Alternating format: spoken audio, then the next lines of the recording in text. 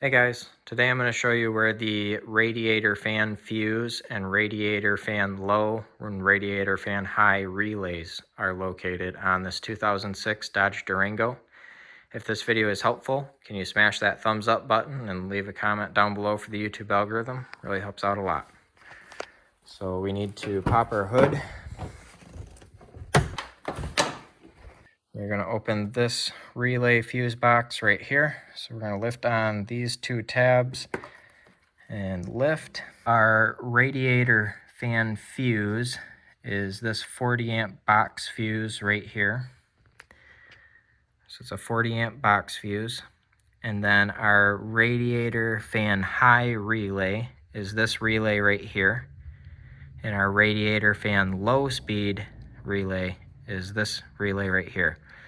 So we've got radiator fan high, radiator fan low, and then the radiator 40 amp box fuse right here.